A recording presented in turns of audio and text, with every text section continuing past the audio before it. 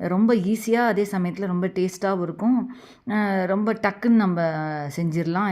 இப்போ வாங்க நம்ம இந்த ரெசிபி எப்படி பண்ணலான்னு பார்த்துடலாம். வீடியோக்குள்ளே போயிடலாம். ஃபஸ்ட்டு இப்போ நான் ஒரு புதினா வந்து ஒரு பெரிய கட்டு நல்லா புதினா கட்டு நல்லா கழுவிட்டு எடுத்து வச்சுருக்கேன். இதை நம்ம ஒரு மிக்ஸி ஜாரில் சேர்த்துக்கலாம். இந்த புதினாவை ஒரு பெரிய புதினா கட்டு இது நான் வந்து சேர்த்துருக்கிறது. அப்புறம் பார்த்திங்கன்னா இதில் வந்து கொஞ்சமாக இஞ்சி, பூண்டு, ஒரு பச்சை மிளகா, ஒரு 3 பச்சை மிளகா சேர்த்துருக்கேன். இப்போ இது எல்லாத்தையும் சேர்த்து தண்ணி கொஞ்சமாக ஊற்றி இதை அரைச்சி எடுத்துகிட்டு வந்துடலாம். இப்போ இதை கொஞ்சமாக தண்ணி ஊற்றினா போதும், நிறைய தண்ணி ஊற்ற வேணாம். இப்போ ஒரு பேனில் வந்து கொஞ்சமாக எண்ணெய் சேர்த்துக்கோங்க. கொஞ்சம் எண்ணெய் சேர்த்தா போதும், நிறைய எண்ணெய் சேர்க்க வேணாம். கொஞ்சம் எண்ணெய் சேர்த்துட்டு கொஞ்சமாக எண்ணெய் சேர்த்துக்கணும். எண்ணெய் சேர்த்துட்டு இதில் வந்து இது போடணும், கொஞ்சமாக ஜீரகம். நான் ஒரு 1/4 ஸ்பூன் ஜீரகம் சேர்த்துருக்கேன்.